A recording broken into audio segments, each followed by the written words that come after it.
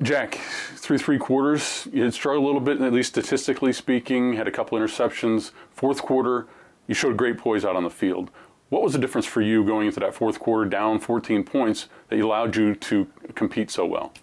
Yeah, I think there wasn't a huge bit of difference. We felt like things had been there for us in the early part of the game. We just kind of didn't execute, and a lot of that fell on me. So felt like I kind of owed it to the guys around me who had all been playing well up front on the offensive line and out wide at receiver and running back to kind of try to step up later in the game. And it was great that it all came together. The line and the receivers kept doing what they've been doing all game. Going into the game, it's 22nd ranked New Hampshire, a team that Dartmouth had not beaten in 20 meetings, 40 years.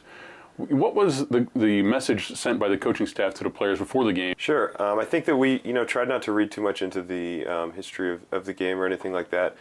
Each opponent is a new one, and each play is a new one. So we looked at it as a great challenge to face a team that has been traditionally very strong and a program that's always been good. So we were excited by that, and the chance to hopefully prove ourselves against a ranked team. And since I've been here, we've played them once, and they beat us pretty badly when I was a freshman. So it was nice to get another crack at them and put our preparation to the test against a great opponent.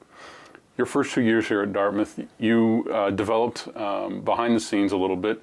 Dalen Williams, one of the great quarterbacks in Ivy League history, as it turns out. You got to watch him a little bit, and you had 80 rushing yards, not just 229 passing yards, but 80 rushing yards as well, which is, I think he only topped that 5 times in his career. So is there something that you took from his game and kind of incorporated in for your own? Nothing specifically. Try not to think of it that way, but Dalen, as you mentioned, was exceptional player, throwing the ball and running the ball. So it was an amazing experience for me to be behind him and learn from him my first couple of years on campus, and just seeing what he did day to day, preparation and practice in the film room and on game day, I think was invaluable for me to learn from, and I've been really fortunate to have that experience.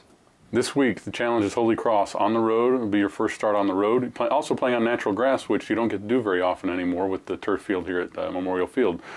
What is the preparation for you and the team this week like? Sure, I think the preparation is pretty similar. We have a great grass field actually out on the Blackman facilities, so we're able to use that to prep for grass games on grass surface.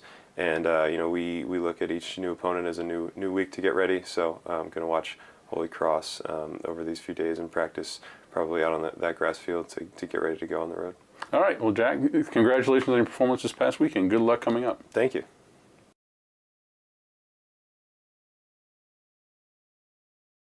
I'm here with the DartmouthSports.com Female Athlete of the Week, Brittany Champagne. She's a junior on the women's soccer team. Thanks for being with us today. Thank you for having me. And last week against Albany, you scored the eventual game winner in a 3-1 victory over the Great Danes. Take us back to that game and tell us what was working so well for the Big Green that night.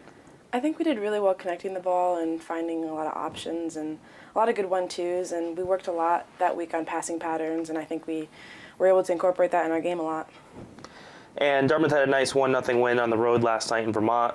What types of lessons do you guys take away from non-conference games to help you prepare for a tough conference slate?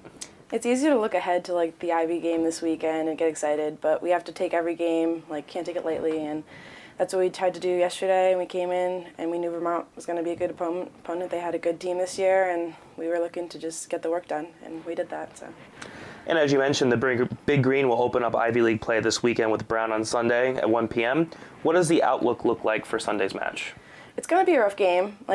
When Ivy games, whenever we play them, it's always a close game. It's usually a 1-goal difference, and we're hoping to get the job done and get the work done. And since I'm playing defense, I'm hoping to not let them score, obviously, and do as much as I can to get in the attack and help the offense. All right, Brittany. Well, thank you very much, and good luck this weekend. Thank you so much.